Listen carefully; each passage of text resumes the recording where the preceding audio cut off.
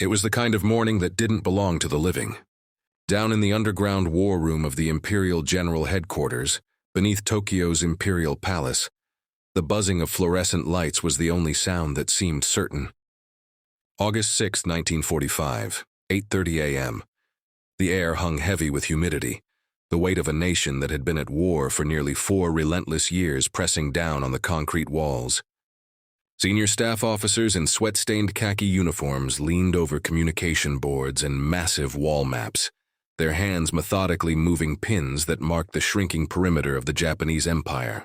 The Pacific had grown smaller with every passing week. General Korichika Anami, Minister of War, walked down the corridor with the rigid posture of a man who had never known defeat. At 58, his face was hard, carved by discipline, and the quiet conviction of someone who truly believed Japan's divine destiny could not be overturned. He expected another routine morning briefing, overnight garrison reports, updated defensive plans for the homeland, Katugo preparations to turn any Allied landing into a bloodbath so costly it would force negotiation. But something felt wrong. A young communications officer, pale and sweating, adjusted the dials of the Chugoku Military District radio board. Hiroshima's morning report was missing. The board remained blank. Not a flicker. Not a single signal. "Sir," the officer stammered, voice trembling, "we've lost all contact with Hiroshima. All frequencies. Civilian, military, everything. It all went silent at approximately 8:15. For a moment, no one breathed. Entire cities did not simply disappear from the grid. Not cities like Hiroshima. It wasn't just a population center. It was the nerve center of Japan's Second General Army, a city of military depots, troop concentrations, and 400,000 souls. In 4 years of total war, Tokyo's generals had experienced air raids, firebombings, sieges, but never silence. Not like this. What they didn't know was that 600 miles away, a single B-29 bomber named Enola Gay had unleashed a weapon unlike any ever used before. Inside the Supreme War Council chamber, the room of the Big Six, the most powerful men in Japan sat in grim silence. General Anami, Admiral Soemu Toyota, General Yoshijiro Umezu, Prime Minister Kantaro Suzuki, Foreign Minister Shigenori Togo, and Navy Minister Mitsumasa Yonai. These 6 men carried 70 million lives in their hands, and they still believed they could shape history on their own terms. Their confidence wasn't madness. It was built on knowledge. Since 1940, Japan had quietly pursued its own atomic program, the Army's NIGO project and the Navy's FGO project, led by some of the best physicists in the world. Dr. Yoshio Nishina had studied under Niels Bohr in Copenhagen. He understood atomic fission better than most human beings alive, and his calculations, cold and precise, told them something they considered unshakable. Producing an atomic bomb was practically impossible. To enrich enough uranium required massive facilities, unimaginable power consumption, and an industrial base that, in their eyes, even the mighty United States could not sustain in wartime. At most, maybe 1 or 2 bombs, perhaps 3. Certainly not enough to end a war. So when scattered, contradictory reports began to trickle in from reconnaissance planes and weather observers. Words like new type bomb, unprecedented damage, entire district destroyed. They dismissed them. Admiral Toyota, still studying his maps, muttered, "Considerable damage from a few B-29s? We've endured worse firebombing raids on Tokyo. This is no different. Incendiaries, precision strikes." But the reports grew stranger. Train lines to Hiroshima had been severed without a single signal. Radio silence stretched on, absolute and impenetrable. A weather reconnaissance plane returned, its crew pale and shaken, describing a massive mushroom-shaped cloud climbing nearly 40,000 feet into the sky. And then came President Truman's shortwave broadcast, intercepted and translated within minutes. 16 hours ago, an American airplane dropped 1 bomb on Hiroshima. That bomb had more power than 20,000 tons of TNT.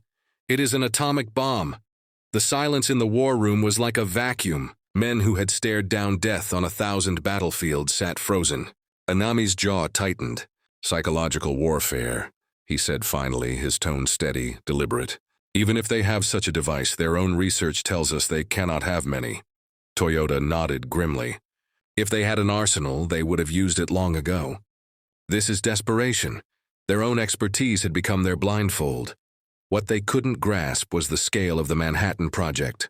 130,000 workers, entire secret cities, a power consumption greater than many nations combined.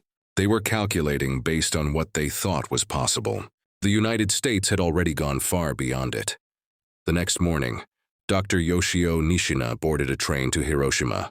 He was not a soldier, but a scientist, a man who understood the atom better than anyone in Japan, and yet what he found would obliterate even his imagination. The journey was quiet. Miles outside the city, the landscape itself began to change. Telephone poles snapped like matchsticks. Trees stripped bare. The air carried a chemical smell that clung to his lungs. When the train could go no farther, he walked the final miles into what had been a living city. Hiroshima was gone. Not bombed, not burned, gone. Buildings were not crushed, but erased. The ground glistened with glassy patches where sand had fused in the blast. Human shadows were burned into concrete walls. Where people had once walked, their silhouettes were etched into eternity. At ground zero, a perfect circle extended for miles, a geometry of annihilation. And then there were the survivors.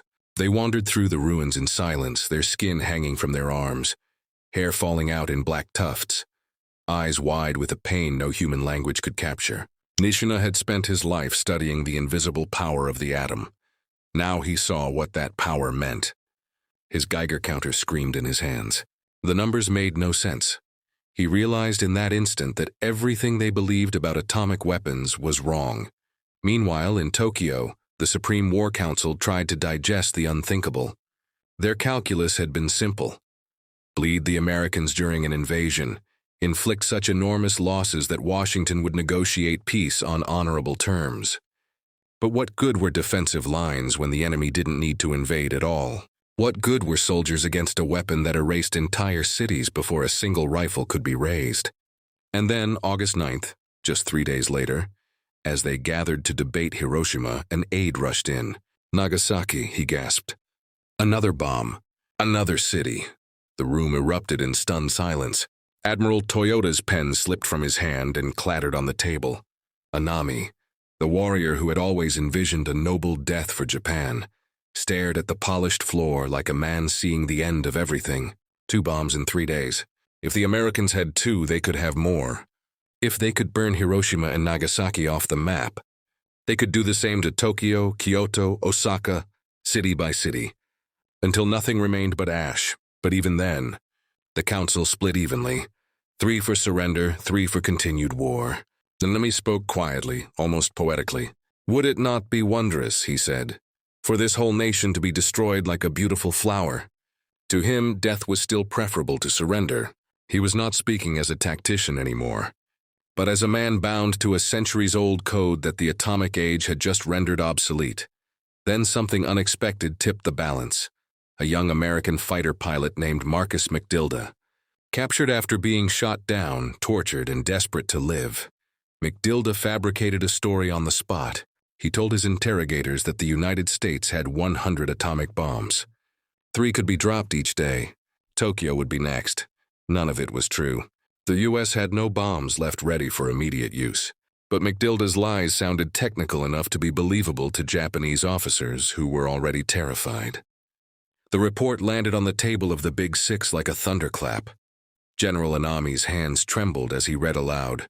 1 atomic bomb, equivalent to 2,000 B-29s, 3 bombs per day. Tokyo next. This was not a war they could win. Not anymore.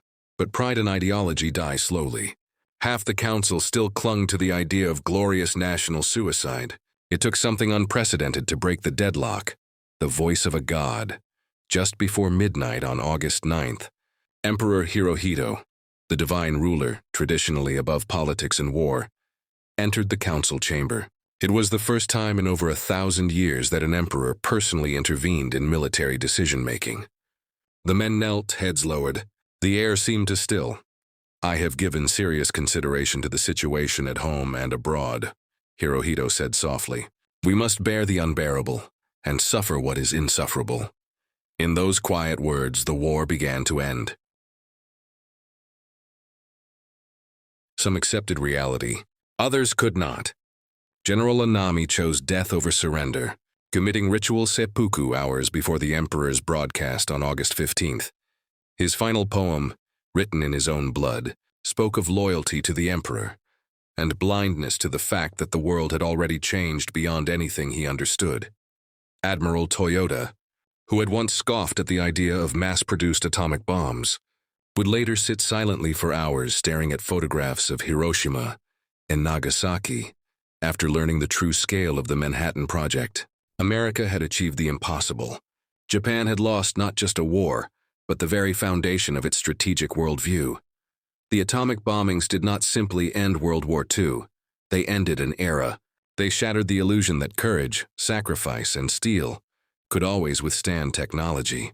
They exposed the lethal danger of leaders who believe their own expertise is unassailable. In the decades since, historians have returned to that underground war room in Tokyo again and again. They study not just the weapons but the mindset, how brilliant men trapped themselves inside their own knowledge.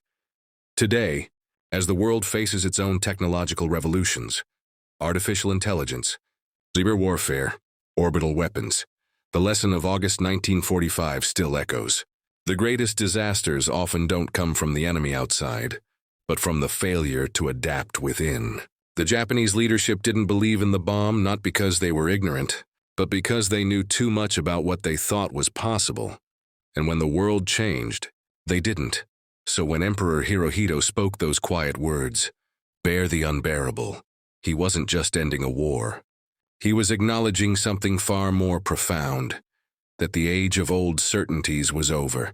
When the broadcast reached ordinary citizens, there was no cheering, just silence, a silence not unlike that first moment when Hiroshima disappeared from the radios. But this silence was different. It wasn't the silence of annihilation. It was the silence of a nation realizing that its future would no longer be built by swords and tanks, but by forces too vast to control. The story of Hiroshima is not only about destruction, it's about blindness. The blindness of leaders who believed they understood the limits of the possible, and the shock of discovering those limits were illusions. And that's why this moment is still studied today, not just in military academies but in boardrooms, laboratories, and governments around the world. Technology doesn't ask for permission. It doesn't wait for old beliefs to catch up. It simply arrives. So ask yourself, what beliefs today will be shattered tomorrow? What are we certain is impossible right up until it isn't? Share your thoughts in the comments. If you were in that underground war room, what would you have done? Subscribe for more untold stories of WY2 that changed the course of history. Like this story, if you believe history's most dangerous enemy isn't the unknown, but what we think we already know.